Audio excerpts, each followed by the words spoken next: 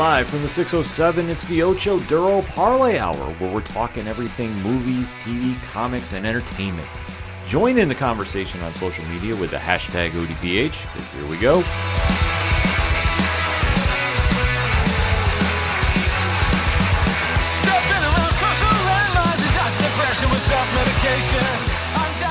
Welcome to an all-new edition of the ODPH podcast, better known as the Ocho Duro Parlay Hour.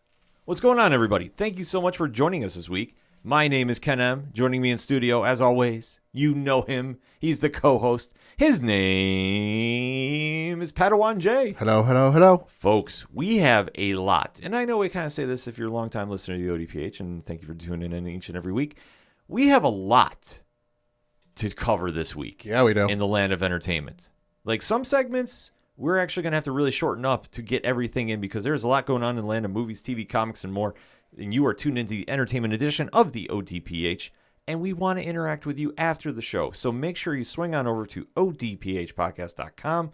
Join in the conversation on the social media accounts. They're all right there on the front page with the link to the Patreon to sign up. One tier, $2, and a lot of content on the way. In fact, this is a breaking news for the patrons. The Parlay Club coasters are in. So when I get back from New York, they'll be slowly but surely getting mailed out. So if you want to find out about that, you just got to sign up and boom, there it is. We'll make it happen for you. On, like I said, the TeePublic store where you can go get some ODPH swag, and rumor has it there's a special sale going to be happening for New York Comic Con. Putting that out in the Karma world.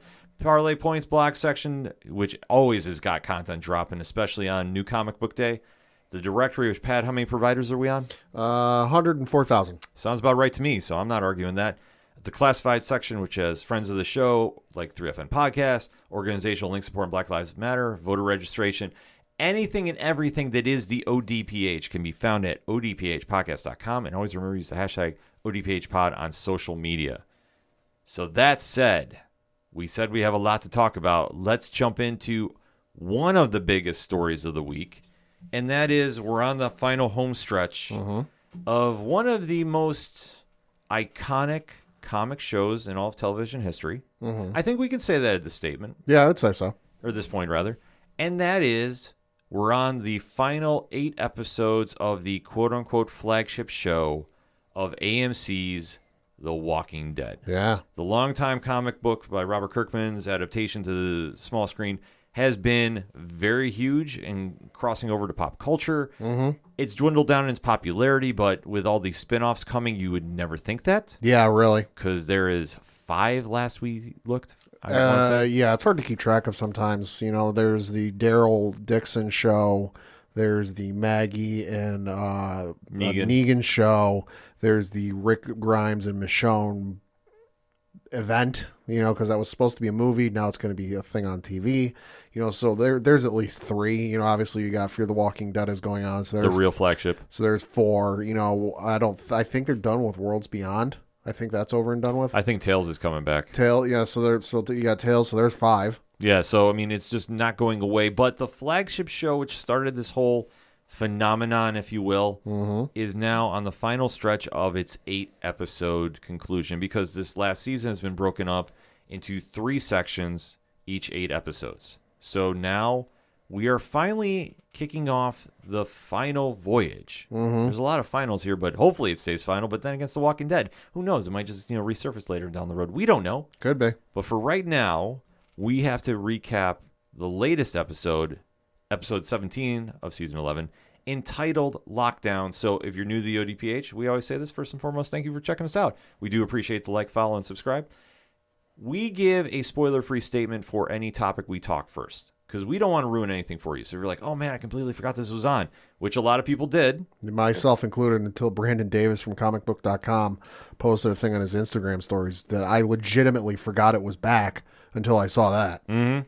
So if you're like, oh man, I want to check this out before you guys start talking about it, simple. We'll tell you to pause the episode right here in the notes after the countdown so you don't miss anything. So when you listen, you can jump back and hear our deep dive and kind of give your thoughts on social media to us. That's how this works. It's interactive podcasting 101. Saved you a click, everybody. But we give fair warning because after that countdown, it's spoiler talk and we do not hold back. So that said, Pad, give me a spoiler-free statement on the Return of the Walking Dead. Like I said, forgot it was on until several hours before when Brandon Davis from comicbook.com posted something about it. So I had to do a little refresh because it's been, admittedly, the last episode aired on April the 10th of this year. So it's been a hot minute and a lot's happened in the world in our lives since then. So I had to look up a little recap and to catch myself up. But I really enjoyed the episode, and I was enjoying it a lot more than I thought I would, because I'll be honest, this is the first time that the show's come back for a quote-unquote season premiere, even though it's not an official season premiere, that I wasn't amped up and over the moon for, just because for, the last 10 years, this time of year has always been synonymous with The Walking Dead for me, especially when I was in college, the show was obviously the past seasons that ended up on Netflix, but I'd want to rewatch the previous season before the new season come out, but it wouldn't be on there fast enough. So I'd go out and buy the Blu-ray at Best Buy because it would always be out, with enough time to binge watch the episodes before the new season, so I've got ties with this show and this time of year going back to my college days, 10 plus years ago, so I'm normally excited about this, but I wasn't overly excited. It felt like kind of a slog to come back and watch it again. Mm-hmm. But watching the episode, and maybe this, credit for this goes to the director of the episode, Greg Nicotero. I really enjoyed the episode and it hooked me right back in there that I'm like, you know what? It's not the best thing on television right now, but it's got me back in there that I want to see what happens. I agree with you. This time of year, especially going to New York Comic Con, and obviously we'll talk a little bit about that later in the show. The Walking Dead returning around this time, it's synonymous. Yeah. It's almost clockwork. And for anybody that's been with this show since day one, it's always a big deal. Now, people have jumped off for different reasons. And listen, I don't fault them for doing it because the show has not exactly been the same in quite some time. It's still good in our eyes, enough that we cover it. But it's not the blockbuster blowaway hit that it used to be that dominated pop culture, rivaled the NFL on Sunday nights. Mm-hmm. We have to kind of keep that in perspective. But going into this final stretch, I want to say there's a lot of pressure if you're a diehard Walking Dead fan, no pun intended. Mm-hmm. But if you're a casual fan, the show was a solid one. Yeah, it was. It was. I can't really find a lot that I was like really going about. Mm-hmm. I thought for being a quote-unquote premiere, because I was a little bit of a cliffhanger that they jumped right into. Yeah. I thought they hit the ground running. I thought they really established the direction where we're going to a degree. And it's going to be interesting to see if this is how it's going to play out in comparison to how the comic ended. Right. So definitely a worth watch if you're a fan. That being said, in 3, 2, 1. Spoiler, talk to me, Pad. So like I said, I thought it was a really good episode. The stuff they did with the action sequences with Daryl's group and Negan's group was fucking awesome. Mm-hmm. Especially where Negan sneaks up on the guy in the disguise, kills the guard or soldier or whatever, takes the gun, slides it to the car. You just see the gun and somebody picks it up and you're like, oh shit, who's picking it up? Oh, it's Daryl. Oh shit. The action sequences were awesome and the story was good enough that it kept me enticed. And yeah, there was that end bit. Oh boy. Yeah, I will say there was a lot going on action-wise. We saw the return of Daryl Wick, which if you haven't been keeping track of, he goes John Wick every now and again. He does superhuman things. Yes, out of ridiculously timed places. It's something we just call reasons. But where the episode jumps in, obviously, you have Lance Hornsby, who is one of the scummiest characters we've seen in recent memory. I'll go ahead and say it, the biggest dick on television.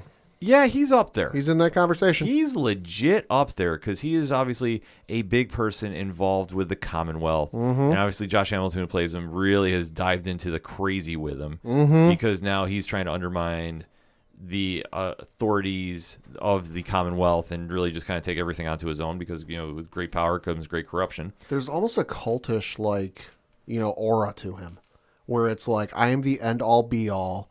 I know what's right.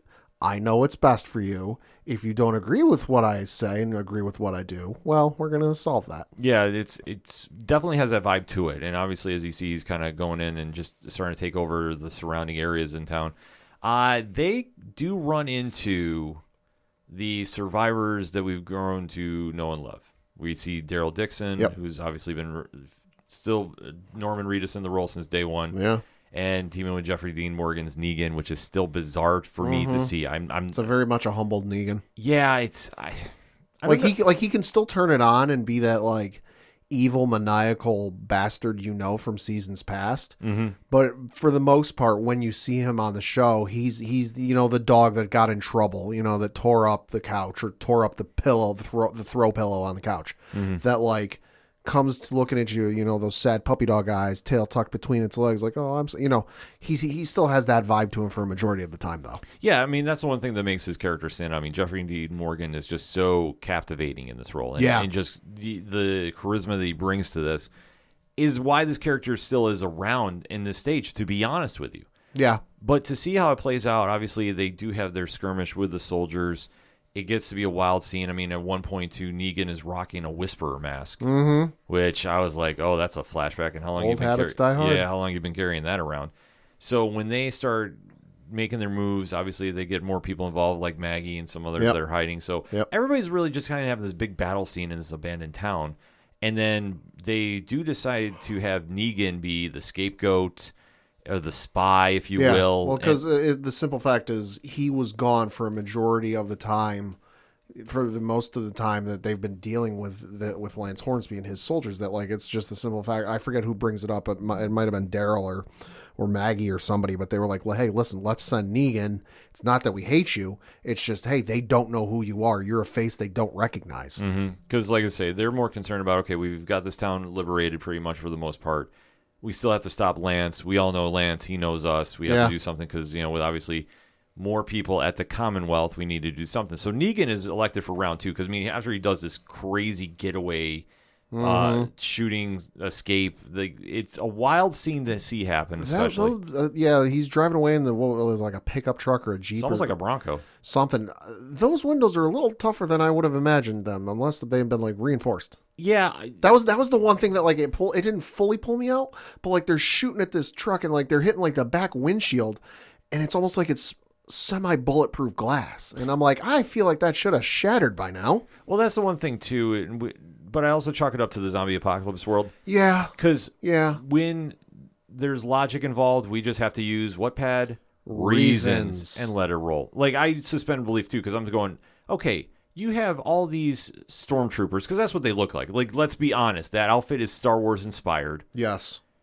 They're shooting semi-automatic machine guns at this Ford Bronco that Negan is escaping because he stabbed somebody, which I have to say, their technique about taking out the soldiers is very, very efficient, and everybody's doing it. Yeah, it is. Like, it's almost like clockwork at this stage, which is a little creepy, but we're just going to let it roll. Yeah, it's the times and place they live in. Yeah, the zombie apocalypse is just a really odd place to see, but when you watch it at home, you're like, yeah, everybody's learning how to do this stuff really quick, and it's kind of scary. But then again, you have to adapt on the fly where you're living, because this is how he winds up getting the truck away. And then Daryl's hiding out in another car. In like a minivan or something. Yeah, so he kicks over the machine gun to him, and then the walkie-talkie, so that they make their triumphant escape as they go. And it's, like I say, it's just more Walking Dead nonsense, but it works. Like, it works in their favor. And then when they go, okay, what they're going to do with the Commonwealth, it becomes a more wild scenario that's happening, because as he goes and sacrifices himself to the Commonwealth, he runs into Mercer, who's the head security person there. And obviously, with what's going on, it's a very cool play on play, because Negan is used to being in this situation more than once. Like, that's the one thing about him. He's not getting frazzled by what's going on with the Commonwealth and what they're doing. And with Mercer is obviously being the enforcer of this group, and he is somebody that has never backed down. It's a very interesting way to see how this is all playing out with him. And as he is just going back and forth, Negan is just playing this so cool. I mean, that's just something we have to give to him about this. He's not tipping anything off. Mercer's getting more frustrated. Yeah. And that's just something, too, with him, is like you don't see him in that role that often. Usually he's the one that's dictating the pace. Usually he's the one that's saying, okay, this is what we're doing. This is why we're doing this. Well, that's why I said, earlier, Negan can flip the switch on between, his humble, sad self and his old self. Because in his old self, he was this captivating cult-like leader who had everyone at his beck and call. Everyone was afraid of him. No one was ready to cross him. And he just shows like, hey, listen, I'm not that person anymore, but there's still a part of me that can go to that place. But once they start going, and like I say, It's a great scene, and obviously when Jeffrey Dean Morgan's working with you, he's pulling out a lot. And Michael James Shaw, who plays Mercer, is giving it right back to him. Like their chemistry, I thought was very good. Yeah, it was for establishing the scene. And then it kind of just shifts to like, well, what's going on at the Commonwealth? And basically, that place is ready to go riot. Yeah, like there's a herd nearby, a zombie herd nearby. And people are pissed off. They want answers. They're protesting outside of the government buildings or whatever, the town hall. They're making noise, in which you're like, okay, there's a fucking herd nearby. You might want to shut the hell up.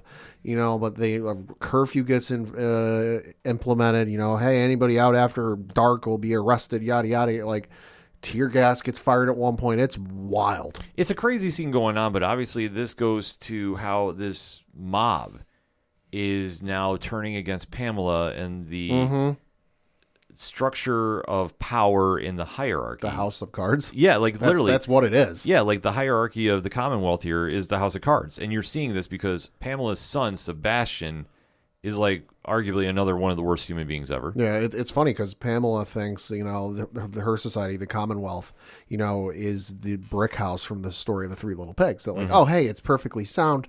Nothing can get in here. We're perfectly fine. Everything's good. When in all actuality, it's not made of stone. It's made of straw. Yes, because as she's seeing the crowd is turning against her, and obviously the leaks out about what's been really going on with Sebastian is taking a hold of the town. Like, our perfect little world is gone. Wait, our perfect little world isn't so perfect? Yeah, like I'm shocked. It's a crazy scene, and like I say, Layla Robbins, who plays Pamela, was handling it very well because obviously she's used to dealing with the politics for her character. But seeing how her son is just an absolute train wreck of a human being, because obviously he's done everything to more or less get Daryl killed this entire time, which if you read the comics, there's a very similar thing going on with Daryl's character that Rick's was in the comics. Yeah. I don't know. And obviously, since they announced spinoffs, I don't think it's going to end the same way, but we can always see and kind of how it's all going to play out. But I have to say, though, T.O. Rap Olsen, who does play Sebastian, I mean, he's diving into the scumbaggery. Yeah. If I can use that word. Yeah. And it does play out because Pamela's destined to save her son from the angry mob, who's now completely ready to go, even with a curfew. That's not going to stop anybody, really. No, because how are you going to stop everybody who's now? Yeah, there's more of us than there are of you. Yeah, like it's a wild play, but it's kind of going back to like the world before the zombie apocalypse to now. Like it's a different play, and for everybody that's been in the Commonwealth, they're thinking, okay, this is back to normal. Like there is no zombie apocalypse, but anybody outside the walls. Yeah. Oh, I think they beg to differ. Yeah, really. You think things are all hunky-dory and the world's okay. Yeah, it's really not. Yeah, so you do see some of the other members of the survivors walking around, and they're part of the mob, too. Yep. And they're dealing with this. But then we kind of shift back to Carol. And Carol is doing Carol things. And obviously... Terminus Carol. Yeah, how Melissa McBride plays Carol, you almost want to say there's like different personas. Like almost like in wrestling with... McFoley. Yes. We have Cactus Jack, Dude Love, and Mankind. Yes. I'm making that comparison with Carol because you have Terminus Carol. Who will like kick your ass, take your name later, and ask no questions. Yes. Like she has all these different personas, like we said with McFoley, is kind of the easiest comparison where it's Mankind, Dude Love, Cactus Jack. You have Carol as in Kingdom Carol. Yep. When she was with Ezekiel. Yep. Then you have Terminus Carol. Yep. And then you have before Terminus Carol. And it's kind of just like this whole different like amalgam of different personas you see with her. But when she flips that switch and goes Terminus Carol, she is one of the scariest people on TV. And one of the most deadly. Yes, because she does not give any you-know-whats and just goes completely off the rails. And she's been doing this ever since she got to the Commonwealth, too. Yeah. Like the persona... This double agent role type of thing. Yeah, I mean, first of all, to get Ezekiel in to get treatment, that was something she was pulling stuff around. She's been snooping around here and then... She's been doing work on Pamela, too. Like, it's kind of a crazy thing to see, but Melissa McBride has been doing this very well. So it's almost like the norm now. But as we see, she goes and runs into Negan. Yeah.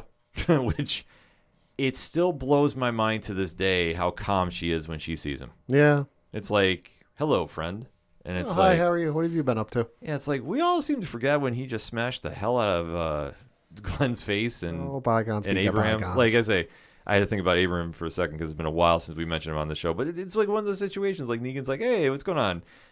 So they wind up getting recruited with a deal that's struck by Carol to go find Sebastian.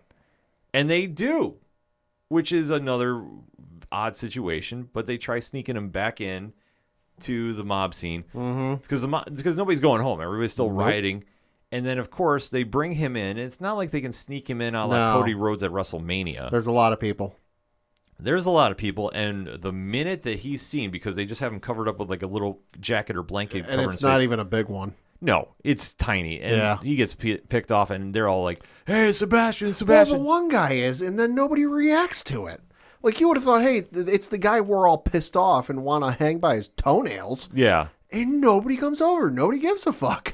Well, you know what? I think that they were going to go to it, but then they started bumping into the zombie sounds. Yeah. That was the one thing. I thought that they were trying to do that. Almost, I know we're doing a lot of wrestling references here, but bear with me. It's kind of like when you're watching at home during the Vince McMahon era, and they would pump in applause. Yeah. For pops for certain wrestlers. Like, it just come across differently on TV. Like, maybe it was generated. I should say allegedly generated. Allegedly. But it's one of those situations that you hear that, and it's like they almost did the same thing here, where the producers wanted you to hear the zombie noise a little bit more. Then you figure, okay, that's what they were trying to say, is to drown that out. So I do agree with you, though. I thought that was kind of a bad play. That might have been the one thing I didn't like about the show, is like you sneak him in, but then you're still having this going on. And then it just kind of ends with like, we're going to have now the standoff of what's going to happen. Yep. And that's how the show wraps up. So, I mean, overall, it was solid. Yeah. I mean, it wasn't the best thing in the world, but it was good. No, it was solid for what it needed to be, because if you're going to try doing something, you got literally now 7 episodes left. How you're going to play this out is obviously it's going to be the towns against the Pamela-led hierarchy. Yeah. And then Hornsby is lurking in the shadows. Like, this is how it's all going to end. You know there's going to be a weird face-off going on. And like we said, there was a lot going on with this, too, with Hornsby challenging Daryl and Survivors. Like I say, we had a lot going on, and you did see a lot more familiar faces. Like Aaron was in there for a quick second, and you saw like a lot of the rest of the crew. But I mean, it was kind of fleeting moments. It didn't really stand out. Like, a lot of this was just focused on Negan, which I like. I'm not mad about that. Yeah. But it was also, okay, where are we going to go now? Because you have so much limited time left. What are we doing? Right. And that's a situation that I think they're going to have to either struggle against or really kick into gear. How do you think it's going to play? I think it's going to kick into gear. Looking at the next episode is titled A New Deal, directed by Jeffrey F. January, story by Corey Reed, teleplay by Corey Reed and Kevin Diebold. So I think it's going to kick into high gear, just because I think it's one of those things that, like, the backs are against the proverbial wall. It's not like in seasons past where it's like, oh, we we're renewed for another season. We know we can, take a couple episodes to really build some stuff up for future seasons and then kick it into high gear the last few episodes. Like, there are, at least as of this recording, there are no more seasons planned for this show. This is it. This is the end. To quote Doctor Strange, we're in the end game now. Yep. So I don't think you can rest on your laurels. I don't think you can have any quote unquote filler episodes. I think it's got to be, what to the wall, crazy. Now, am I talking like every episode's got to be like the penultimate episode of Game of Thrones? No, but I think you can't have any episodes that are like so dialogue heavy that like, oh, we're really setting up some stuff for like, no, you can't set anything up. You have to have your pieces in play. I agree with you. I think that they're going to really need to emphasize on that and really finish strong. I think they have the potential to do that, and I think for where you've gone with this series, that's what it needs. I think if you go out on a whimper, which could happen, I think the fan base is not going to accept it. But then again, they also have so many other shows with returning faces coming in. They're almost like playing with house money to a degree. Well, I mean, the thing with the season finale is, according to the Wikipedia page, it is going to be directed by Greg Nicotero, the teleplay by Corey Reed and Jim Barnes, but the story by Angela Kang. Okay. That's the showrunner. Yeah, I was going to say. So it's going to be directed by one of the most well-known directors in the show's history, Greg Nicotero. Yeah. And then the story's done by the showrunner. So it should be amazing finale. Should is the key word. But then again, we've also seen some other season finales that have missed the mark. Dexter. No, I'm just saying Walking Dead, too. Oh, well, yeah. Well, Dexter's the all-time low bar. At ODPH podcast to debate that on Twitter anytime, any place. That is the lowest bar. And we're not talking the most recent season. No, we're not. No, the New Blood season was on point. No, that was perfect. Previously, no, him flying into a hurricane on his boat and then surviving and winding up in Oregon, I think. Reasons. But we'll talk about Dexter another time. Maybe we'll do something for Patreon with that. I don't know. But for The Walking Dead, though, it returned. Not the worst episode in the world, not the greatest either. Had its moments, a lot of action. So if you like John Wick, this is probably up your alley. And then where they're setting up the drama, I'm not sure exactly where they're going to go yet, but I'm definitely tuned in for it to see how this all plays out. In the meantime, hit us up on that hashtag ODPHpod. What is your thoughts about the latest episode of The Walking Dead? Are you excited for the series finale? Allegedly. How is that all going to play out to you? Talk to us on social media. Let us know. We're going to take a quick break. We'll be right back. Are you tired of watching the same old awesome movies? Are B-movies more your style? Then the folks over at They Call This a Movie have you covered. Join us every Thursday as we review the worst of the worst in sci-fi, action, comedy, and more. We are available on iTunes, Stitcher, Spotify, and Podbean at theycalledthisamovie.podbean.com. They Called This a Movie, testing the strength of friendships, one terrible movie at a time. Coming back for another segment on this edition of the ODPH podcast, and we have to recap the latest episode of the hit smash series on HBO Max. The Game of Thrones spinoff, House of the Dragon. And this show has definitely not slowed down one bit. In fact, it's sped up that we have new castings. We have a lot going on with this. The story of how we get to Game of Thrones has been one that is tying into a lot of the older themes that we were already accustomed to, throwing some curveballs at us as well. Things are now getting messy on the show, so thus when that happens, you know it's always a must-watch show. And obviously HBO Max has had a tremendous run with this. I think they've already announced it's only going to go a couple more seasons. Something like that, yeah. I think they're wrapping up by, maybe they'll do like a partial season 4, but I think they said it's only got 3 seasons of life in it. And during that time, you definitely want to go check this out because it's been very, very good considering. That said, we are going to be talking about the latest episode entitled Driftmark, so if you haven't seen the episode yet, you know the deal. Spoiler-free statement, then the countdown, and it's fair game, so you have been warned. So, Pat, that being said, spoiler-free statement. Thought it was a good episode overall. And I enjoyed it. They still tie in more of the same, but they did switch it up. I thought it was a solid episode. I know a lot of people were really clamoring about it online, and I understand why, because when you had some strong performances in here, it really carried through, and it really showed about why the hype is here with the show. I think it took a little while to get there, though, this episode. They were kind of dancing around a few other things until they got there. But once you get to the, I want to say heart and soul of this episode, it definitely clicked in. It definitely made sense. A couple things I didn't like, but I'm not going to hold it against it. Sure. Do I think it was a perfect episode? No, but I think there's enough that we can definitely talk about it and definitely recommend it. So that being said, 3, 2, 1. Spoiler talk to me. Thought it was a really good episode. A little creepy at parts, a little awkward at certain parts, but that's Game of Thrones for you. But overall, I enjoyed the episode. You know they love their family circles, not family trees. It's the one thing about this franchise I just don't get about how much of that family marries each other. I understand about keeping their bloodlines together, which is a thing from history. It's a thing. So like I say, but they do run that very heavy on this show. Yeah, almost awkwardly so. Yes, because we get to that a little later, but it kind of speeds up a little more faster than I think anybody was expecting.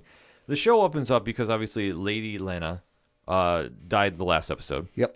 And they're having a funeral for her at Driftmark. Yeah, very solemn, somber moment. Yeah, it's kind of an interesting play because obviously they put her casket and they send her off into the water. It's a very somber moment. Yeah. You're seeing a lot of people watching, going, giving the respects and just watching everything go by.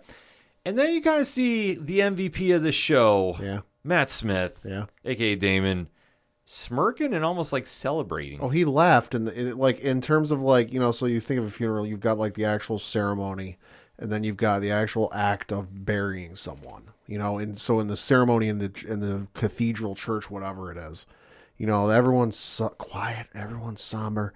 And he's just standing there. He just outright laughs out loud. Yeah. Like, it's not anything long or extended, but he's just like, in the middle of the damn thing. It's crazy, but it's something that his character does. Like, him in relationships on this show, Pat, how would you define them? Awkward. To say the least. And that's putting it mildly. To say the least. But I digress. So they have their moments, and then obviously you see Rhaenyra and Daemon are kind of talking again too, and this has been something that obviously with their relationship being family, it's kind of a little more creepier than usual because they alluded to a couple seasons ago, or a couple episodes ago, I should say, that they were going to be hooking up. Yeah. And, I mean, that was a little crazy. And I know they now did the time jump, so we have a new actress playing the role of Rhaenyra. And they are going back to that well one more time. Yeah, well, I guarantee goddamn to you this ain't the last time. Yeah, right. But obviously with where they're going in the direction, and especially they now have a new actress in the role. Emma Darcy has taken over the role. They're definitely going to be showing more of their relationship as they're moving forward. So you do wind up seeing them on the beach after the ceremony and obviously getting to know each other a little more personally than one would think. Yeah. But then again, this is Game of Thrones, so you haven't seen a lot of nudity lately, but, they start creeping in. Coming. They start creeping in. I mean, it's just something they do with the show. We've all grown accustomed to it. So you're seeing that they are now hooking up again. And then you go to where this pretty much is the heart of the story here. Mm-hmm. Because you start seeing the kids being involved. That obviously everybody's kind of gotten older. You do see more of the next generation of the Game of Thrones lineage appearing, and you're seeing Prince Edmund is now trying to undermine the other side of the family, because obviously the whole frenemy thing going on with Alicent and Rhaenyra is now extending because where kids are now involved. So of course it's almost like the Hatfields and McCoys, but you're involving dragons. I mean, legitimately, that's the perfect way to put it. That is that's the only way you can do it. I can't believe I didn't think of that. No, like legitimately, that is the easiest way to describe it if you want to tell somebody. It is. Because you have Rhaenyra's family, who is like I don't even want to say good people, because like nobody in this universe is good. Exactly, they're all bastards. They're all shades of gray. Yeah, I should say. Well, we get to that comment of that B word a little later in this segment, but it's something with the show that everybody has that shade of gray. It just depends on what that shade is. And that's just something, there's no good people on this show. Nope. At all. But this is why we watch it, because it's just, it's Trainwreck TV just with dragons. Kinda, yeah. But we can't turn away from it. And then we start seeing, obviously, now the kids are involved. And you see Prince Edmund decides that he is going to claim a dragon as his own. Good luck, kid. And you do see that kind of awkward moment where he's running on the beach and he confronts one. And he does the whole like Jurassic Park hand extended thing. Yeah. Like Chris Pratt does. Yeah. And you see him like suddenly wake up the dragon, and then all of a sudden we go back to Never Ending Story. That or Harry Potter. Yeah. Yeah. So the dragon, he mounts it and takes off for a flight, and you have this big scene going on, and then he comes back, and basically you see that Edmund just decides to confront the other side of the family. Feeling good about himself. Yeah, and just said, I have a dragon, so, like, what are you guys going to do about it? Like, literally. Yeah. And then you see the entire other side of the family is jumping in and fighting him. He's the eldest one of this crew here. But somebody's got a knife. Yep. Out of nowhere. And it's Lucerans. And he slashes Edmund's eye. And this is not any like little cut. Nope. This is he probably ain't gonna see out of that eye anytime soon. No, but it was all self-defense because sure. Edmund had the one kid down, choked, and he had a rock ready to smash his face in, like his Uncle Damon. When you show up with a fucking dragon ready to take people's heads off, I'm sorry, you don't get to claim self-defense. No. Well, no, in Edmund's sense? No, I'm talking the other ones. Oh, okay. No, I'm talking Rhaenyra's kids. I'm not talking. I got you. Edmund brought this upon himself, so he's the fact that he's only walking away without one eye is kudos for him, because he should have got his ass kicked by everybody there.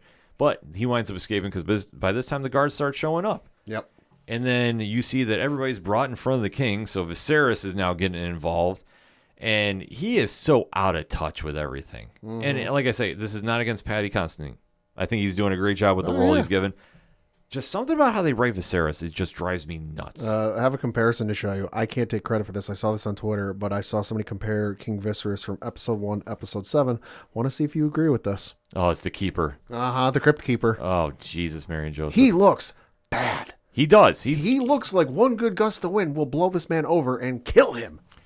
I mean, I know they're time jumping and aging him, but he is definitely looking worse for wear. Time is doing him no favors. Right. So now he brings the entire family up there, and he's trying to interrogate everybody. Meanwhile, Alicent walks down and sees Rhaenyra's kids are responsible for taking one of her kids' eyes out of him. And I will say, Olivia Cooke, who plays the new Queen Alicent, she definitely went crazy in this role. So she is clearly showing Allison ain't nobody to fuck with. Yeah. So like you thought the frenemy thing was a big deal before. No. We go completely all in about this because Rhaenyra's sitting there with her kids and trying to figure out what's going on. They're explaining what's happening. Allison is demanding justice, and she's saying that we need to have an eye for an eye, literally. Yeah. And trying to have Sir Kristen. Shout out Hammurabi. Yeah. Go and get the kid's eye. I mean, it's Game of Thrones, so I mean, Yeah. it's a different landscape, different world, but still. Yeah. And the king is like, no, we're not doing this. We're going to be calm about this. Everyone calm the fuck down. Yeah. And Allison is like, nope, fuck this. She goes, grabs a knife, and goes running after the kid herself. Yeah. Which Rhaenyra decides to stand up to her, literally. And there's a physical standoff. And something goes on with Rhaenyra. Like, all of a sudden, it's like game on with her. Mm-hmm. Like, the side of her we haven't seen before. It's much like Khaleesi. Yeah, a little bit. You know, in Game Probably of where Thrones. Khaleesi gets it from. Yeah, like you now start seeing this element, like when the fire hits there, and they have this great camera shot of like the blade staring her right in the face, and she's not blinking. Yeah. Like this is where it goes completely crazy for this. So you do see that the king finally talks some sense in everybody, but Allison gets a parting shot on her arm as she gets separated. So Well, and the other thing too is King Viserys also says, "Hey, anybody else who brings this shit up, I'm going to cut your tongues out." yeah, So putting the kibosh on that for now. well, because the whole thing about this is, how did this all start? Well, we got called bastards, Yeah.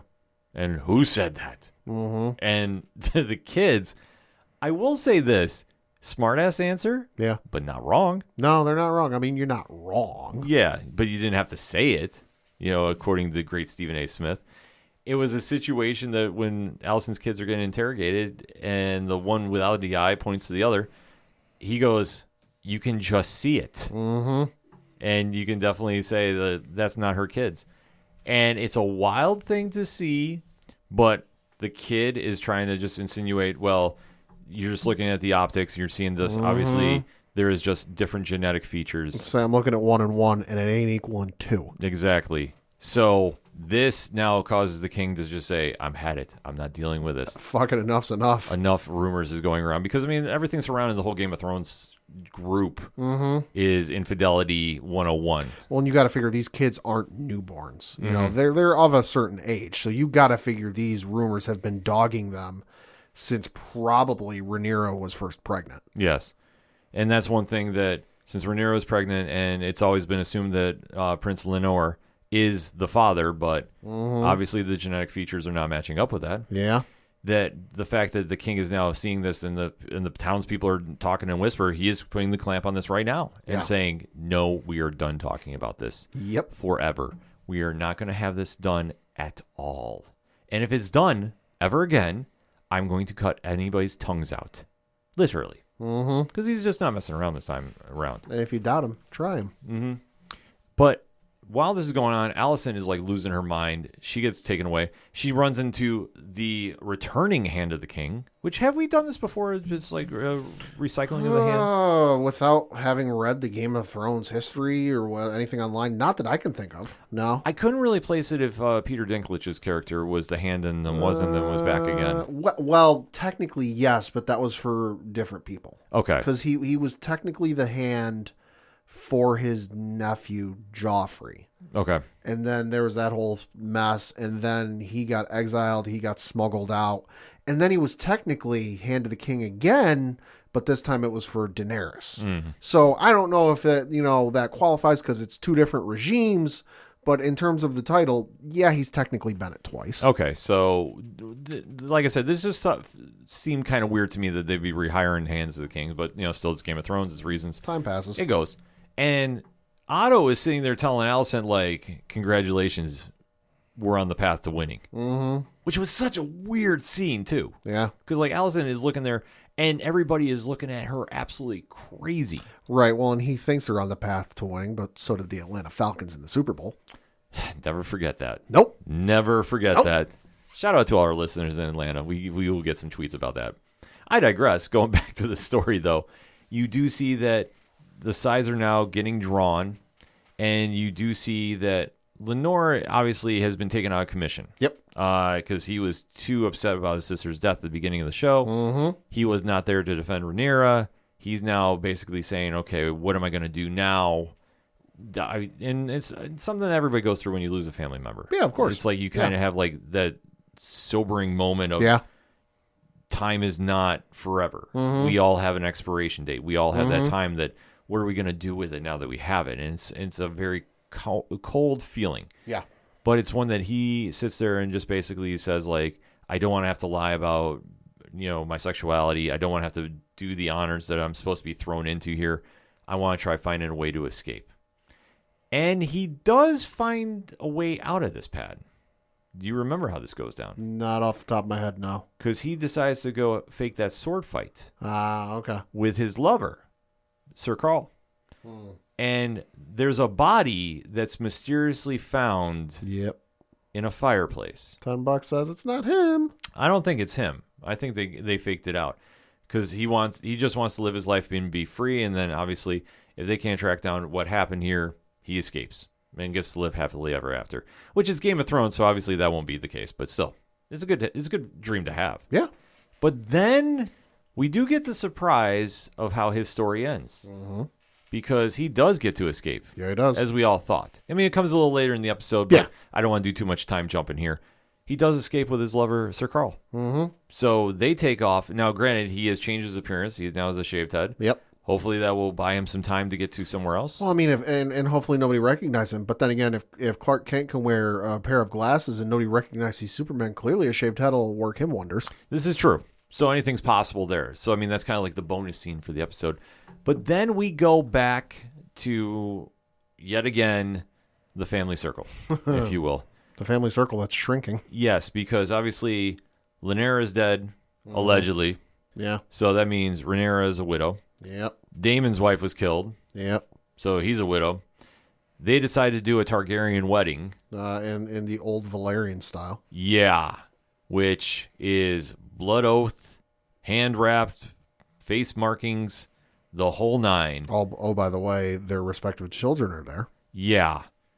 Which is just a weird scene. I mean, I saw this coming. Well, yeah, I think we all did see this. They've been having goo-goo eyes across the table for multiple episodes here. Right. And everybody's just kind of ignoring their family, but it's a Game of Thrones thing. So, we're all used to this by now. Oh, it's just a phase. They'll grow out of it. Exactly. 15 years later. Yeah. But that's how that episode ends. So there's a lot of drama going on, but only with a couple more episodes left this season. I'm going to say it was a good drama because they're cleaning up a lot for the different story arcs. Mm-hmm. But I think the takeaways from this is, okay, Alicent and Rhaenyra, Hatfield McCoy's 2.0. Pretty much. Is really hitting the ground running. And Alicent is going to be striking back at some point. There is no way that she's taking this lying down. She's not going to be calm about this. No. I expect to see a lot more green on the screen because the declaration of war is coming. Yeah, it is. And then for Rhaenyra and Daemon, I think somebody's not making it to the next season. I have a feeling. I don't want to say like they have a happily ever after because nobody does on this show. But then it's like, well, somebody's got to get killed off. But who? I hope it's not Matt Smith. I hope not either because Matt Smith is the MVP. Bar none. Bar none. He's the most fascinating character on the show. Everybody else is like starting to get their time in. Like I said, with Rhaenyra, she's getting better. Right. I mean, obviously the time jump does help a lot. Yeah. Well, I mean, if you want to speculate based off of the episode titles, the next episode is titled "The Lord of the Tides." The penultimate episode, which again, we'll see if they continue the Game of Thrones tradition of batshit crazy things in the penultimate episode, is titled "The Green Council," and then the season finale is titled "The Black Queen." Yeah. I mean, it's got to end with a big battle somewhere. Like, we have not had that much action. We've had some, but nothing to the level you would expect. Exactly. For a Game of Thrones show, we're expecting a lot more. So I think that Green Council episode is going to be the money one. I think that is going to be the Battle of Winterfell or whatever big battle you can think of in Game of Thrones style. I think it's going to deliver on it, too. I think they've been very smart with this show. And then I think that as long as they keep diving into it a little more, I think it's going to be really, really interesting to see how we go for season 2. But I am expecting a big character to get killed off. If it's not Viserys, I'm not sure who, though. I think he's the safe bet. I think the leap is Rhaenyra. But we'll have to kind of watch and see when this goes down on Sunday nights, HBO Max. Wherever you get to watch your HBO TV from, too. I'm sure it's on there as well. That said, hit us up on the hashtag ODPH pod. What is your thoughts about the House of Dragons episode Driftmark? Did you love it? Did you hate it? And why? Let's discuss this, shall we? We're going to take a quick break. We'll be right back. You know what that sound means? It's another episode of Game for a Movie, where we ask, are you game for a movie? Tell me, Andre. There's no special features on that goddamn DVD, alright? Oh, wow. For Hansel and Gretel? Hansel and You Gretel. have What? a DVD You watch it? of Yeah, Hansel and Gretel. She basically has sex with it, somehow. No, Foreplay. yeah, yes. She's chair foreplay. I mean, they knocked it out of the park, which is why it's my number 3. So. Oh! Yes. I mean, I wouldn't be in it because this movie doesn't have women. But, you know, it's You- fine. It has You're right. It has one. You would have 3 lines of dialogue. No, she has more than 3. Oh. Okay. So I'm actually going to get, I earn my 4 sentences of dialogue rather than, here, have a paycheck. You just stood there on the screen. You're a sexy lamp. Shape or form. Anyway, we're not. Dark Phoenix 2. No. No. Because they really hate each other, so we get to enjoy some wonderful comedic scenes of them hating each other so much that they get into physical altercations that include her biting ex-detective Phillips's dick. Okay. But we don't in a hot tub. I know all of those words were English, but the way you constructed them, I'm lost. I'm not finding the rating of them very well. For those who haven't rated us or liked or given us a review, don't say that we haven't given you anything of value after listening to this podcast. You now know the difference between an R-rated dick and an NC-17 X-rated dick. You're welcome. Thank you guys for listening to Game for a Movie, where we ask, are you game for a movie? We'll see you next time. Bye. Bye. Coming back for another segment on this edition of the ODPH podcast, and we still have to recap Disney Plus's big smash show from Marvel Studios. Definitely is winning people over. Definitely still causing a polarizing reaction for whatever nonsense reasons. Either you love it or you hate it at this point, but if you don't love it, then don't watch it. That's my big takeaway with this, because the show is different. It has a cool vibe to it, and it's not something you see with every single superhero show. So if it's not your cup of tea, then go get something else out of the fridge. Or just wait, 2 more weeks for the final 2 episodes to drop, and then just watch them both back to back. Yeah, I mean, it's something that if you're... I get people are anticipating and awaiting, the arrival of Daredevil, which, spoiler alert, he doesn't show up in this episode. Right. And I know people are losing their shit over it, but last I checked, the show was titled She-Hulk Attorney at Law, not Daredevil Attorney at Law. Right, but that was the one problem that I think when they did this, because obviously we're going to talk She-Hulk Attorney at Law from Disney Plus and Marvel Studios. The situation is, when they teased Daredevil, I figured there was going to be one of two things. Mm-hmm. Either it's going to be the quick cameo that you would see at the end of the season finale, which I think it's going to be at this stage. It could be. Or they were going to have him featured more prominently in the series. Being 9 episodes, we really weren't sure what was going to go on here. The show has been fun. Yeah. And the show is supposed to be lighthearted. I hate saying rom-com because I don't like rom-coms, but this is kind of like in that kind of same vibe. It's in a rom-com vibe, but not so much on the rom part of it. Right. It's not so overwhelming. Yeah. I guess is kind of the big thing, because there's romance aspects to it, but if you're expecting her to fall in love with the guy at the end of the series, that's probably not going to happen. Right. They're playing it around to the great comic runs from John Byrne, Charles Soule, Dan Slott. You have a lot of people that have dabbled in Jennifer Walters' life and really made it a fun and interesting experience. Not everything has to be traditional superhero. And I know with Tatiana Maslany being in the title role, she's been absolutely great in it. Yeah. And if it's not connecting with you at this stage, then just tune it off. But there's more people that are into it, because you know what? The social media buzz after an episode drops is a lot bigger, and the negative voices are getting quieter. And that's one thing I will say I do like. I still see a little bit here and there. People are still complaining about the twerking episode. Do you believe that? Yeah, I think so. Like I say, but it's why? Why at this stage? And it had nothing to do with anything. It was a bonus scene. Yeah, it was just a fun scene written by a writer who was a big fan of the artist, and for Tatiana Maslany, who was also a big fan of Megan Thee Stallion. Yeah, so the fact that everybody's flipping out about it, calm down. I maintain if it was Deadpool in that scene, people would have lost their fucking shit and loved it. Mm-hmm. Oh, it goes back to the whole thing. If you like the dancing in Guardians of the Galaxy and the whole sing-along there, then you should not be complaining about anything happening here, because it's the same vibe. Just saying. So that said, spoiler-free statement time on The Retreat, Episode 7 of She-Hulk. Pat, what you got? Thought it was an okay episode. Wasn't necessarily the best thing in the world. Wasn't necessarily the worst. It was still fun. You know, it was kind of like a nice break from what they'd been doing. I agree with you. I think this was a fun, I don't want to use the word filler, but I think they established enough, and the final scene of this episode really captivated the audience enough that you have an idea where this is going. Mm-hmm. I have my own theories about who I think is where, so we'll get into that when we get into spoiler-free talk. Well, and plus the thing about it, too, was like Jennifer Walters has been just go, the entire season. That, like, even with stuff in her personal life, between the dates and the entourage and all this other stuff, she's just not had a chance to like stop and decompress and process everything. Mm-hmm. And this was a nice opportunity for her to do so. Yeah. So that said, spoiler time talk. Let's get into it. 3, 2, 1. Thought it was a fun episode. I did not see it going this way. Once it started, we're like, oh, she's going to go meet Emil Blonsky because, there are possible issues that he might have gotten out of his collar that prevents him from transforming. And I'm like, oh shit, like this sounds crazy. And then it kind of took a left turn, but it ended up being a fun left turn. It wasn't necessarily like the worst thing I've ever seen, but I still enjoyed it. I laughed hysterically when I saw Porcupine. I was dying as an old school Marvel reader.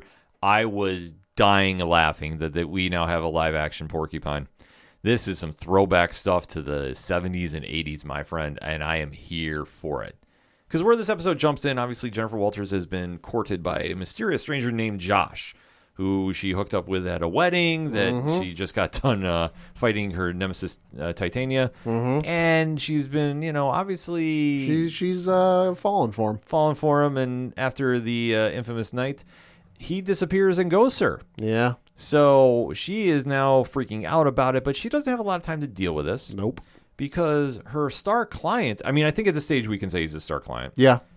Has possibly violated parole? Yeah, so she gets informed by her Emil Blonsky's parole officer that the inhibitor bracelet, whatever the hell that thing is, that stops him from turning into the abomination is broken, and that, he wants her to accompany him to check on it and make sure everything's, on the up and up and A-okay, because, well, he doesn't necessarily want to go into a situation facing the abomination as a normal human being. Mm-hmm. So she winds up going up there, and... It's in, like, the middle of fucking nowhere, California. Exactly. And the Summer Twilight Retreat is absolutely wild. This thing is, like, in the hills. Like no cell service. Yes. And as soon as she goes up there, and Blonsky's like, yeah, everything's all right, blah, blah, blah. Well, and it's funny. She pulls up to the gate of the compound or whatever it is. Mm-hmm. And the parole officer is having the hardest time punching the code in to get into the gate. As soon as she rolls up, he gets the code in right.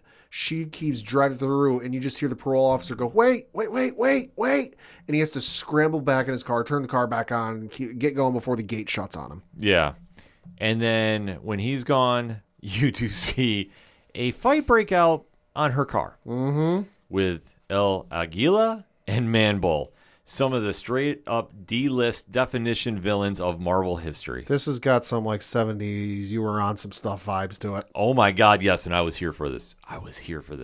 So her car is wrecked, so she has to wait for a ride to get her out of there. And it's going to be, like, the end of the day. Yes, because there's no cell coverage in this retreat. Well, there's one tiny itty-bitty little square foot of space on the retreat that's got cell service. Mm-hmm. And she finds it to get somebody out there.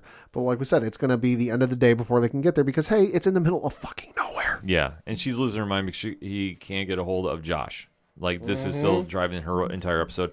So while she's waiting, she decides to go to one of Blonsky's therapy sessions, and Tim Roth is eating this scenery up alive. Well, and it's not so much she goes to, she kind of like stumbles her way in a way, because the 1 square foot of cell service, because there's a short montage of her walking all over the compound with her phone in the air and in all sorts of directions trying to get cell service.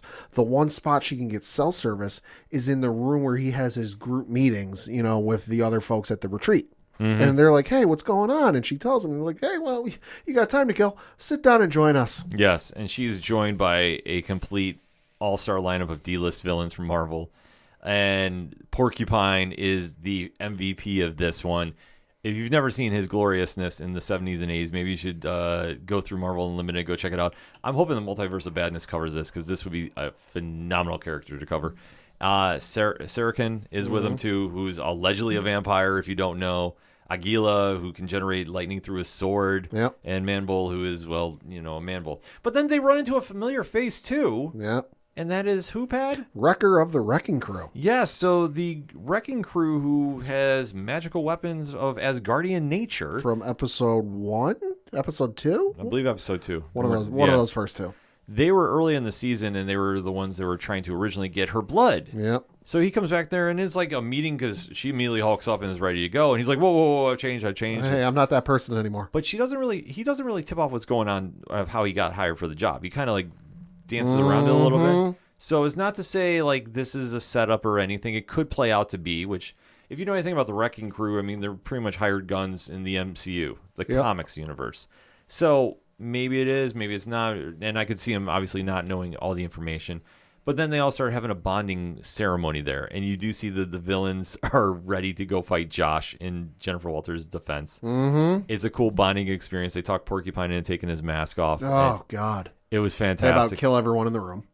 Because they're like, do you ever take that off? He's like, well, no.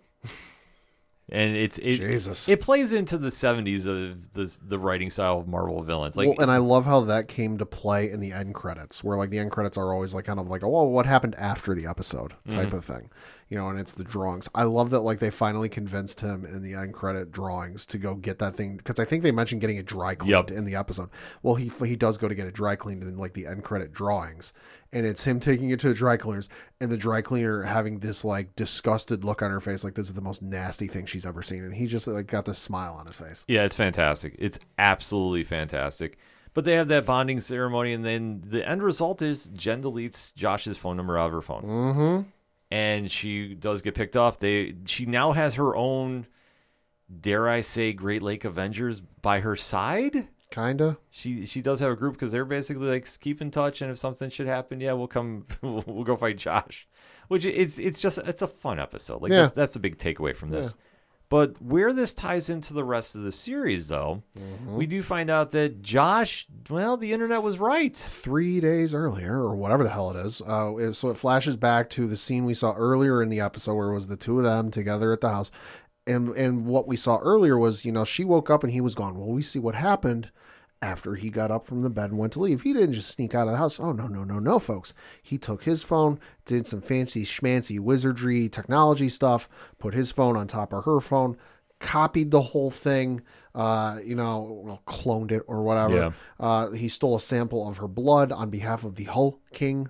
All one word, but I don't know if it's two words, whatever it is, and so he texts the Hulk King, 3 emojis. It's like a phone or something, the vial, and then the green. Like he's basically like, hey, I got what we need, and he leaves. So he's been playing her the entire time. He's not romantically interested in her. He just wants her blood. Yeah, for the intelligent group there. Mm-hmm. And it's interesting because it was on behalf of the name of Hulk King. Yeah. So I am wondering. All right. Knowing the history of the Intelligeca group. I got to guess. Mephisto. No. Oh. But that would make sense. Oh, okay. Some point I'm going to be right. Law of averages. I know. It's going to happen one day. Like I say, I still think that you should do the body swapping thing. You just have a rotating cast as Mephisto. At this stage, it would make sense. Like, I'm sorry. Like Mephisto's been here all along. You just haven't seen him yet. Exactly. Just have him be just like lurking in the corner. He's like the janitor at one thing. He's the waiter, some other table. He's like it's like some random background extra who like didn't have a part at all. But like it's kind of like how they eventually retconned the kid in Iron Man 2 to be Peter Parker. Yeah. They'll do that. Like that's what they need to do. Just all of a sudden do these flashbacks and his eyes turn red. It was Mephisto all along. Yeah, like he's just secretly been there, like somebody in the movie theater just eating popcorn, just watching everything. So I think with this villain though, I'll take a leap and a lock. Sure. Okay, so my leap, I'm going to say is the Maestro. Okay. From Future Imperfect. Sure. And I'm hearing a lot of online talk too with the multiverse and such. Yeah. Could it be Eric Bana? Oh. Now, granted, that's real stretching. So that's why I said that's my leap. So I'm going to throw that fun topic out there because somebody was saying, I was reading a lot more online too about that. Sure. That it could be, but I'm like, that would make sense. Yeah. But then again, I also have to think She-Hulk. Sure. So I don't know if they would do that because that is more of a Mark Ruffalo project. Sure. Just because like the history of those two characters, if you've never read Future Imperfect, sure, the original series, it's a great story. But I think the lock here, I'm leaning more and more that Ron from 3FN was right and it's the leader. Could be. I think that might make sense. Just the whole name of Hulk King, though, I'm just trying to think, well, who would think they're king of the Hulks? Mm-hmm. And you would think Abomination would be, but then again, this is like a weird long play if they want to do that. That'd be a weird long play. I was thinking maybe Justin Hammer. Justin Hammer is a safe bet, too. I could see Justin Hammer just because he tried the whole copy Tony Stark thing. That whole thing didn't work. It would be kind of, not exactly a smart idea to do it now since Tony's dead and the world loves him. Mm-hmm. So I could see him going the Hulk route and trying to create his own army of Hulks type of thing. It would make sense. I mean, that's the thing. If you get that blood, you can do a lot of things with it. Sell it to the highest bidder. And I'm just wondering, would they make that the big vads of New World Order? I'm kind of buying more into that idea because I'm just trying to think with that name, because I don't think that's a throwaway name of Hulk King. No. Like, it could be. And then if it is, hey, I'll come on next week and say I was wrong. I just think for how they're setting this up. I think it's whatever the word is, and I don't even know if there's a word for it, but I think it's like a hint or a clue as to what that person's end game is. Mm-hmm. That, like, they want to be the king of the Hulks. And that's not necessarily to say, I'm in charge of all of the Hulk and She-Hulk. No, I'm the ruler of an army of them. Yeah. I mean, it could always be Julie Louis-Dreyfus' character, too. Yeah, that's also a safe bet. Yeah, because I know that we saw the quote-unquote possible lineup of Thunderbolts. I'm still not sold that is the real case. I know I saw the promotional art, so you got to think it is. But it was also revealed at D23. Yeah, so... I mean, they might add somebody in later. You never know. You could. They could do it. I mean, Marvel's been known to throw a curveball here and there. Once or twice. Yeah, so we kind of have to wait and see. But overall, fun episode. Final thoughts on it? It was a fun episode. A nice little break from the action before we get these final two episodes, and see where things go from here. I really think, though, this isn't going to be a one and done show. I think at some point, because I don't think this is going to work in the traditional television sense where, or like The Mandalorian, where like we're going to get one episode or one season a year. I think it's going to be season 2 at some point. I agree. I think that we're going to get season 2. I think that they can bring it back whenever they need to because it doesn't have to fit into anything really. All it has to do is if it's going to be a setup for another show, they can definitely plug and play as they need to. But I think the show is done well enough that I think it's going to come back. I don't see any reason they wouldn't. And there's a lot more stories you can tell with Jennifer Walters in the title role. So I'm here for it. So that being said, go check the show out if you haven't already. Hit us up on the hashtag ODPHpod, and let us know what you thought about The Retreat, episode 7 of She-Hulk Attorney at Law. We gave you our takes. Now we want to hear yours. We're going to take a quick break. We'll be right back.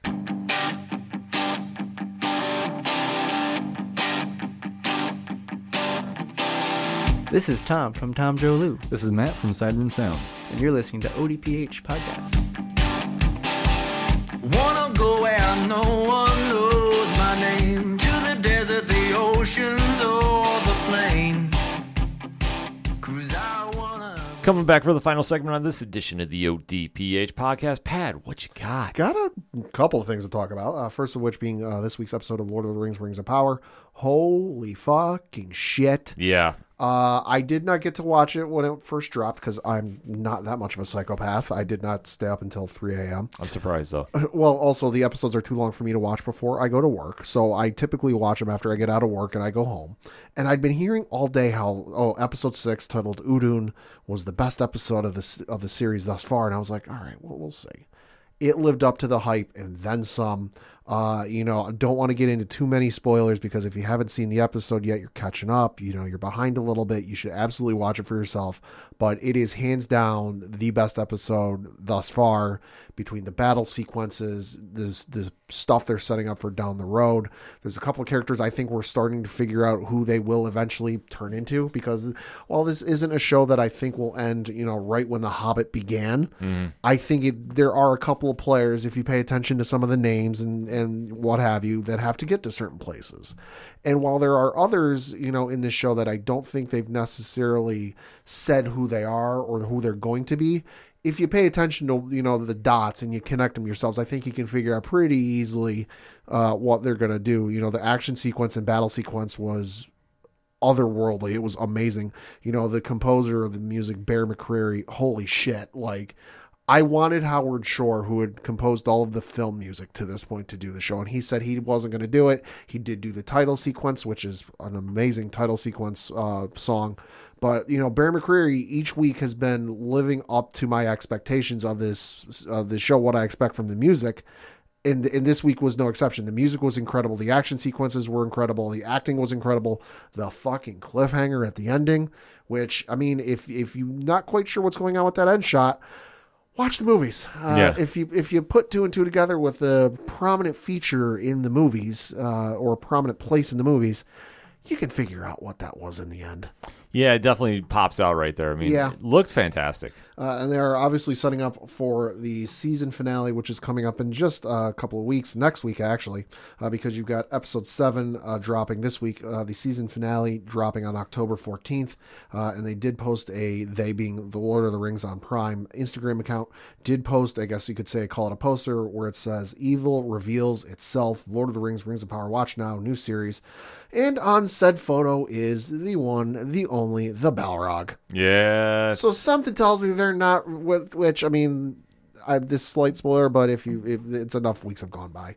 I thought they were teasing a couple episodes ago when things in Moria, Khazad-dûm, started rumbling and bumbling and shaking. I was wrong, but it looks based off of this. If they're teasing the Balrog, something tells me they're going to delve a little too deeply in Moria here in the season finale. Could that be the end shot? I could see it being the end shot. It's a hell of an end shot if they choose to go that way. Oh, it's absolutely a hell of an end shot. Yeah, so we'll have to see, but I'm super excited for this. It's been a phenomenal series. If you haven't watched it, you really should get on that. It's amazing. Mm-hmm. Switching over to some Marvel news, because we got a fair amount of that. Yes. It was announced this week that the Don Cheadle Armor Wars television series is now being developed as a movie. Reading from an article on HollywoodReporter.com, it says, quote, "Marvel Studios has shaken up its Armor Wars project, and now what was to have been a series for Disney Plus will be redeveloped as a feature film. The move essentially pushes back the title further down the development slate. Sources say the studio was committed in getting the story told the right way, and in that process realized that a feature was better suited for the project. Like all Marvel movies, it is intended for a theatrical release. Don Cheadle, who is reprising his longtime Marvel Cinematic Universe role as Colonel James Rhodey Rhodes, aka War Machine, remains on board to star. Yasir Lester, who was acting as head writer on the series, will remain as its feature scribe. Marvel had been eyeing a 2023 start of production on the series, but the few people who were gearing up for that were notified Thursday of the change of direction. No directors have been officially attached, and it is unclear when an Armor Wars feature would pop on Marvel's timeline of its phases of movies and Disney Plus series.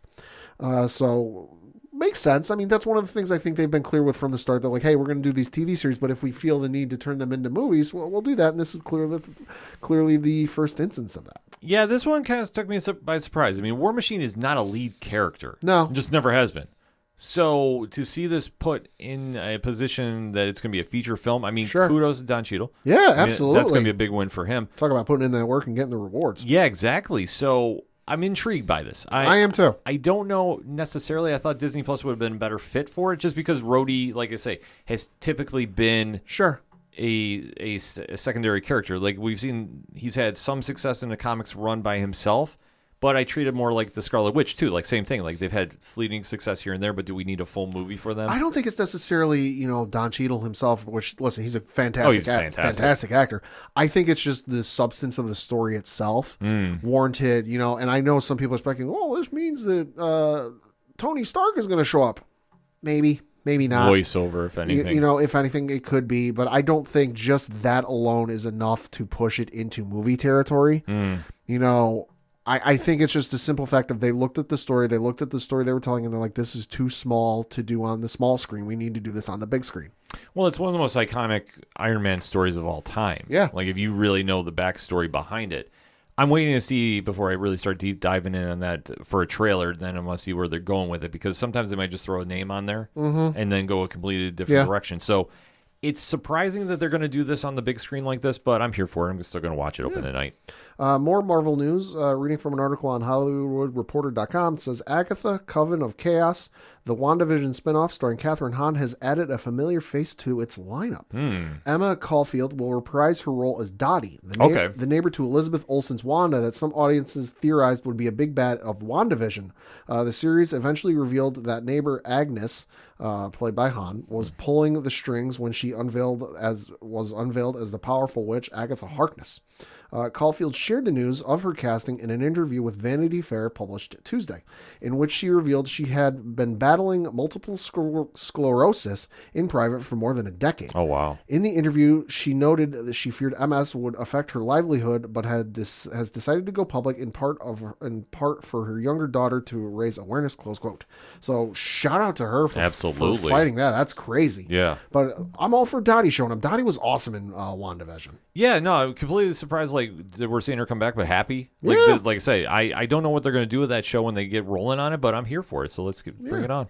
And then in even more Marvel news, it has been revealed that Michael Waldron is going to write the upcoming script for Avengers Secret Wars. So reading from Deadline.com, it says, quote, following the success of Loki and Doctor Strange in the Multiverse of Madness, Michael Waldron looks to be in line for another high-profile Marvel property. As sources tell Deadline, he is set to write Avengers Secret Wars for Marvel Studios. Deadline recently broke that Jeff Loveness was on board to write Avengers The Kang Dynasty. Following the news, Destin Daniel Cretton would direct Kang Dynasty for Marvel Studios.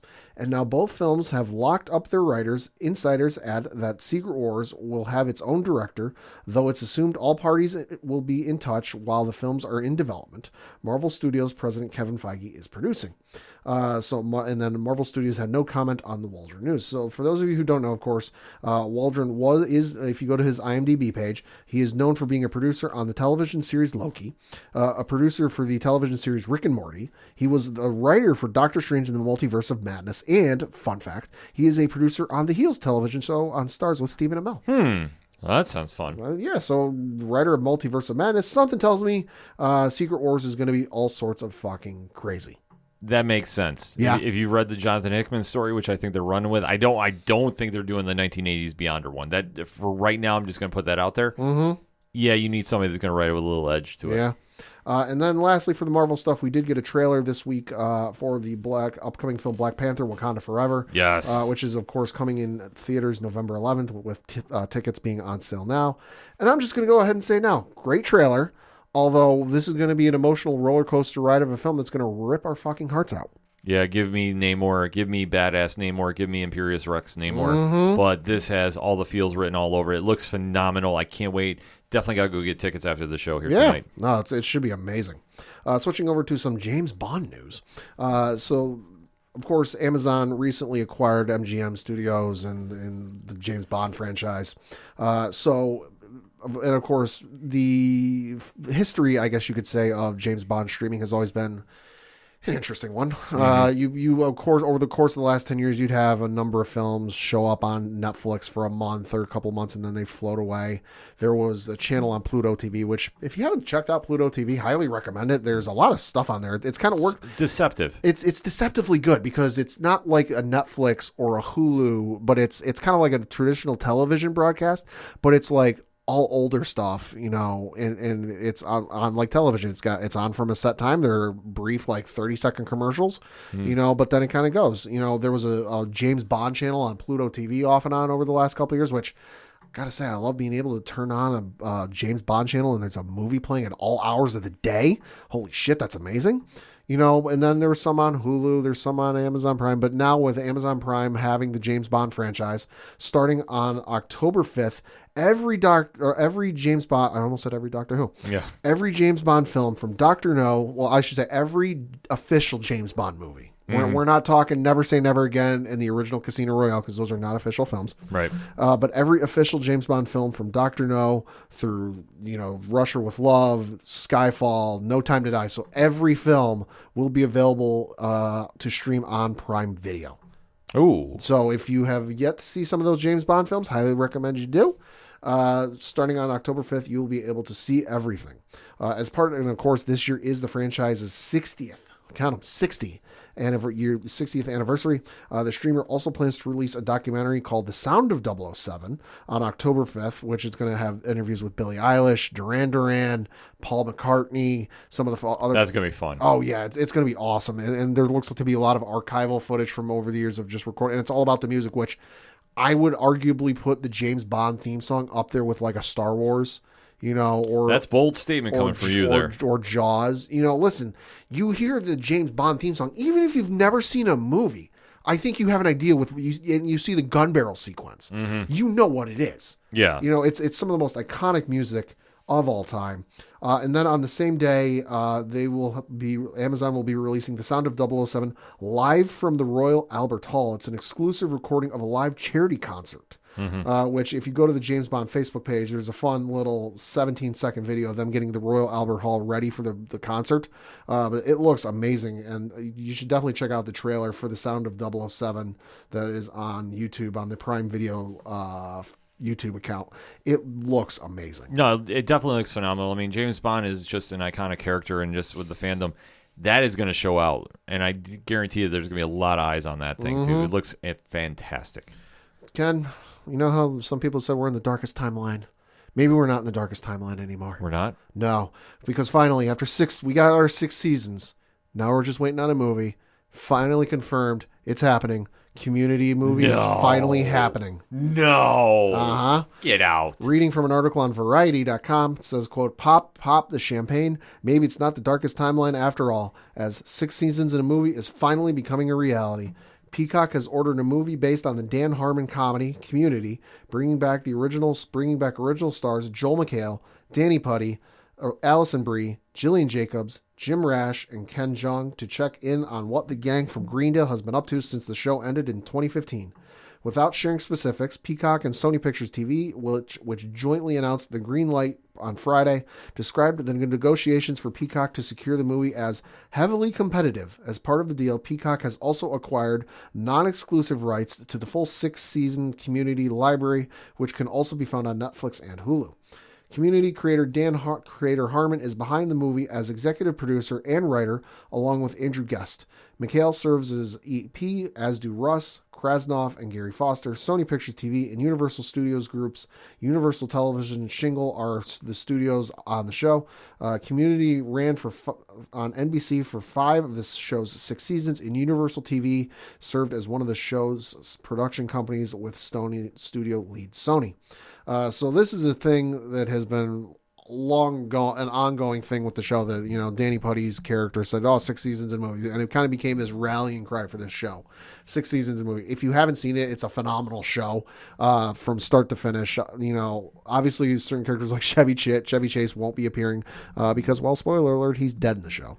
Yeah. You know, but as for Donald Glover and Yvette Nicole Brown, no word yet on whether they'll be appearing in the movie or not, but I would imagine they would, even if it's just for a quick cameo. I gotta imagine so. I don't think they're gonna leave anybody out of this one. Yeah. The fact that this is actually happening is mind-blowing. Yeah, no, it's wild. I'm super excited for it. I binged it during 2020 when I was looking for stuff to watch, and I'd seen a couple episodes with friends, and the couple episodes I'd seen I really enjoyed, but then I really dove into it, and my God, it's such a good show. If you, like I said, if you haven't seen it, definitely check it out and watch it for yourself. Yes.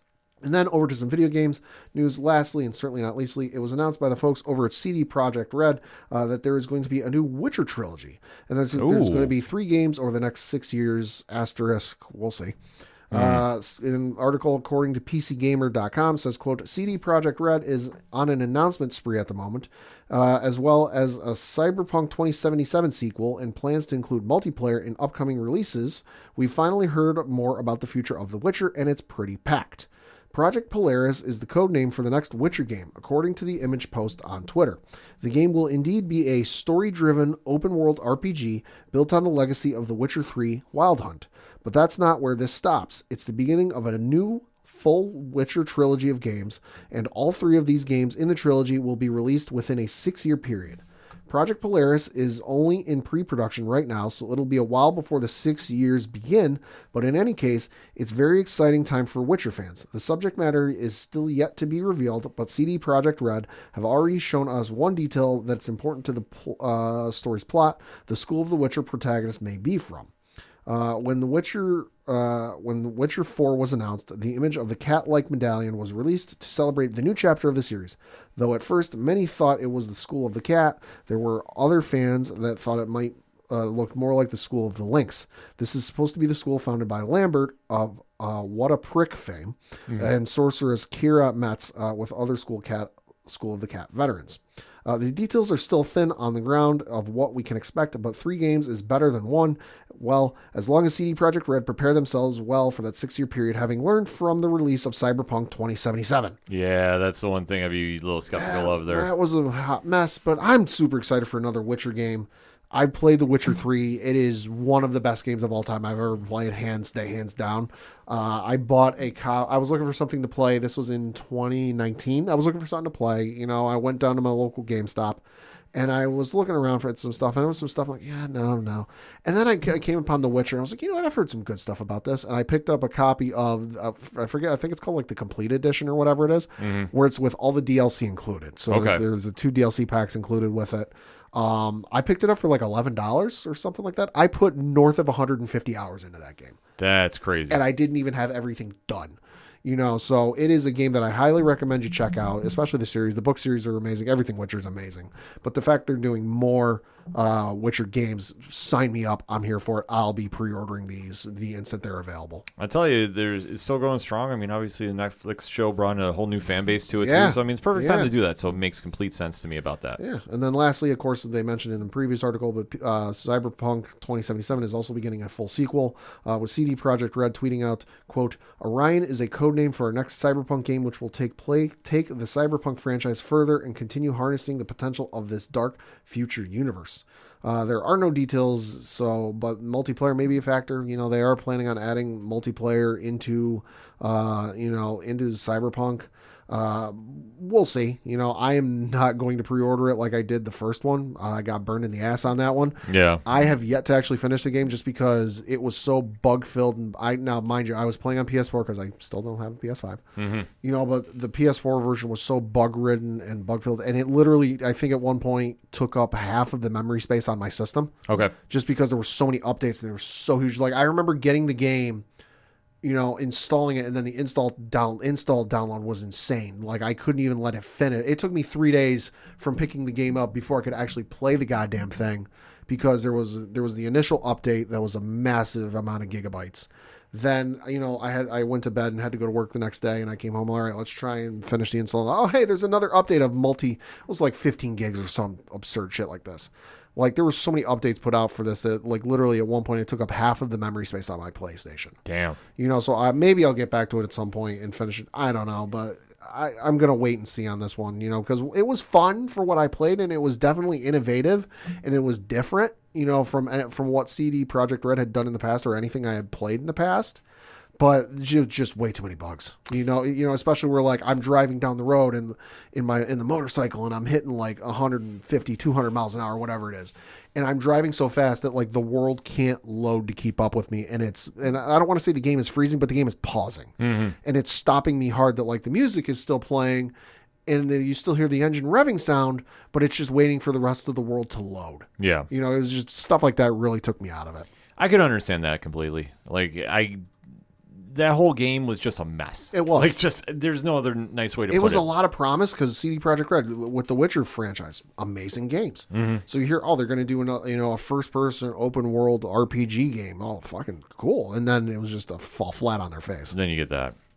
So for my one-shots here, I'm going to do something that we typically don't do here on the ODPH. And that is an abbreviated preview of New York Comic Con. Mm-hmm. So this year has been an interesting experience. Tumultuous. To say the least, yeah, between panel registration to press registration to a few other things in between. It's definitely been a more unique experience, to say the least. I'm just going to leave it like that. So for all the information that you're going to really need for New York Comic Con this year, you definitely want to go check out NewYorkComicCon.com. But for the stuff that I definitely want to highlight, because they're the people that reached out to us and said, hey, do you mind coming down and swinging through when you come through the Javits this weekend? I am more than happy to plug them. And obviously the first one up to bat for us is Comixology. If you listen to Parlay Points whenever we talk, we love the line of comics they have going on there. They've got a big presence going on this weekend at New York Comic Con too. Especially there is a panel on Saturday at noon. Scott Snyder and Jock talking about the brand new book of Evil that just came out. It is in Parlay Points this week. I give it a very, very high recommendation. It is a wild series because because I can talk spoilers since the book is out today. Okay. So if the world, for whatever reason, in like let's say the 60s, turned 92% of it turned into psychopaths when you turn puberty. Okay. The 8% that's remaining didn't. And the world is structured a lot different than you would think. Well, yeah. How do you survive in this world? That is the premise. I call that a Tuesday. You can call that a Tuesday all you want, but you might see some similarities here. What Snyder and Jock do with this book, out the gate, it's phenomenal. You see it through a journal of a character named Homer and how he is going through. Literally, I called it in the blog, I called it his Odyssey to survive this world because he has to find out a lot about what's going on around him. It's a very intense read. It's a horror book. It definitely will hit you very hard. The artwork by Jock, when it's in there, because I don't want to spoil too much about it, man, does it hit on all points. So I give it a very, very high recommendation. They're doing a panel about this, like I said, on Saturday at noon. So you definitely want to make sure if you're at the Javits to go down and check it out. We're going to be down there for it. I am definitely have that circled on my calendar. Also, Marvel Comics is returning to NYCC. You know when they're in the building, they're doing a lot of big things. They have a massive Captain America Cold War this week in Marvel special event going on Thursday at 1:45. The next day, it's Marvel Fanfare with CB Sobalski, and that's always a fun time. This year, Pad, Jonathan Hickman and Steve Wacker are going to be in attendance. Oh, nice. So that is going to be something as well. You also want to check out the Books of Futures Past, 6 o'clock on Friday night as well. Saturday, Marvel's Voices, The World Outside Your Window is looking like an amazing panel. One of my personal favorites from Marvel they're doing is Marvel Comics' Next Big Thing. You've been to that in the past? Yeah. So that is one you definitely want to check out, especially they're promising some more information about the Spider-Man X-Men crossover Dark Web that's coming. That panel, I can tell you just from experience of having gone to it in years past, is one that like you go in with certain expectations, and a lot of times those expectations are met with like they're going to talk about X, Y, and Z, but then they also drop tidbits and little bits of information that aren't exactly out in the world yet, and they're like, oh, here's who's going to take over this book upcoming. And you're like, wait, what? Yeah, so it's always a fun panel. It's one of my favorites to go down and see what's going on with Marvel. And then on Sunday, October 9th, the Women of Marvel panel is going to be there as well, and that is definitely one you definitely want to go check out. A lot of definitely's because they're putting on a star-studded event. Not to be outdone, Warner Brothers Discovery definitely has a lot of things going on as well, too.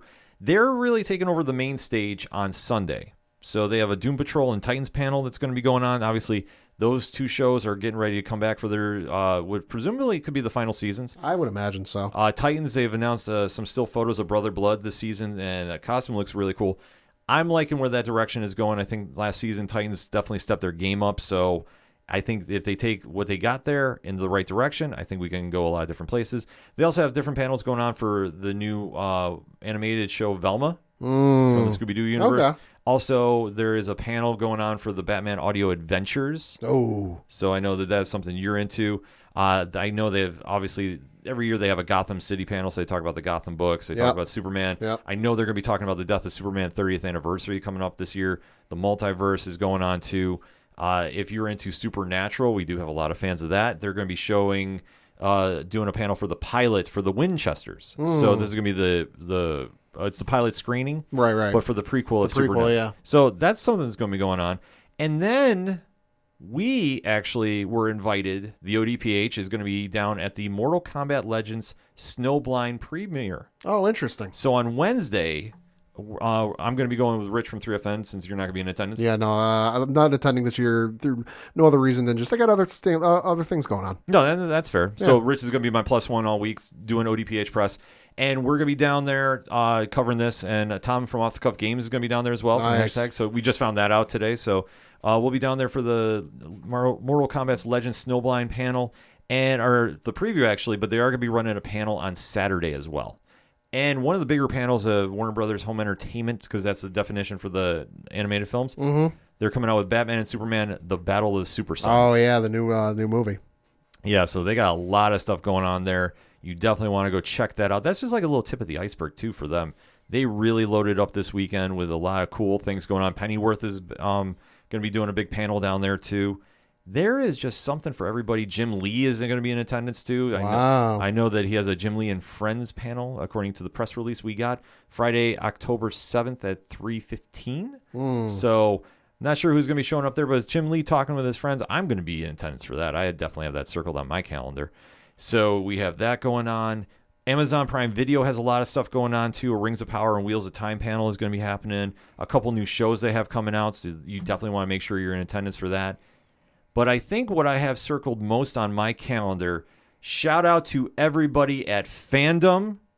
They have invited us to their party going on Friday night in New York City. Ooh. This is one of their big events that they do. Fandom is definitely doing a lot of really cool things. And Ice-T and Coco are set to host. Wow. Sarface and Cool Keith are going to be performing. Like, it's going to be a fun night going on, so definitely shout out to them. It's the party reading directly from the press release sent to us. The Fandom Party New York is presented by Paramount Plus, Ardbeg, Islay, Single Malt Scotch Whiskey, graphic novel and collectibles publisher Z2 Comics, Heinz Ketchup, and Pinfinity. So there's going to be a lot of stuff going on with that. We're going to be taking a lot of pictures, definitely making our presence felt down there. Super excited to be down there. Shout out to everybody at Fandom there, and stay tuned. Might have some more stuff rolling out after con from this party as well. So we'll just have to kind of say, putting the karma out in the world, if you will.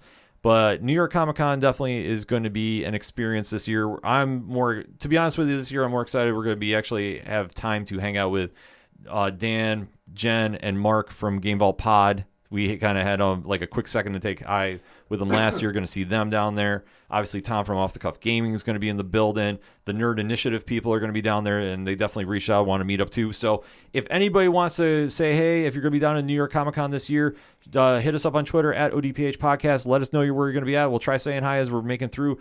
Definitely have a lot of plans to run into a couple creators that we've talked to over the years, such as Scott Snyder, Ryan Parrott. We're planning on chatting up with a little bit. Ryan, we have to talk about football. Pad, you do know that he is a Miami Dolphins fan. I've heard. And he follows you on Twitter, too. Oh, okay. So I want to see about this, too. He's like, we need to discuss things. So maybe we'll have a little fun thing talking with Ryan about this. Because that is going to segue for anything New York Comic Con. You definitely want to follow them on the socials. A lot of cool things going on. But for the ODPH, we're definitely going to be plugging everything that we were sent to go do. So you'll see a lot of that going on this weekend. Trust us, we got some stuff lined up for the ODPH. But speaking of Ryan Parrott, yeah, we're talking New Comic Book Day. Okay. Rogue Sun number 7 Heyo. is coming out. Now, due to the fact we're recording this now and the episode will be posted before Wednesday, I can't go into spoilers. What I can say is the variant cover says it all. Make your own decisions. This book is going to be one you want to pick up in your comic shops this week, bar none. Highly, highly recommend that. Also, since we're talking Massiveverse, the Dead Lucky number 3 is coming out. You don't want to miss that. I'm telling you, both those series under Black Market Narrative are absolutely crushing it. They might be the real House of Ideas. I'm going to put that out there right now. They're doing so much creative stuff with their promotions, with their comics. Like, that whole universe is just one to follow. And like I said, they got 2 absolutely quality books coming out. You'll see those in Parlay Points on Wednesday morning. 9 a.m. Eastern Standard Time is when they drop, so you definitely want to make sure you check that out. Also, Basilisk, number 12 from Boom Studios. Cullen Bunn, Jonas Sharf's epic series concludes with a can't-miss issue. You definitely want to check out if you've been following this whole story. It's been a wild ride, to say the least. You don't want to miss it when it drops, and it ends with an issue that's going to be very, very satisfying for the fans that have been there since day one. I will say that, rest assured. For Marvel, though, Savage Avengers number 6 is coming out. David Pepos, Carlos Magno. Uh-oh. And we're in 2099. You can see it right on the cover. I'm not going to spoil anything there. You definitely want to go check that out. And then my last recommendation for this week, there is a book coming out from Dan Slott and Mark Bagley, and it's Spider-Man. Hey. That's all I need to say. So you want to go check this out. They were hyping this up a little bit over San Diego Comic-Con, and over the weeks we've heard a little tricklings about this. The book is finally going to drop, so definitely make sure you add that to your pull list this week. And as we always say, support your local comic shops wherever you're at, and support your favorite comic podcasts, because we're putting in the work trying to make you informed of what you need to add to your collections. Enough said. For anything and everything that is the ODPH, you can find it at odphpodcast.com. That is it for this star-studded edition of the ODPH podcast. For Padawanje. Thank you. I'm your host, Ken M. Thank you, as always, for listening to the ODPH podcast, better known as the Ocho Duro Parlay Hour. See you next time.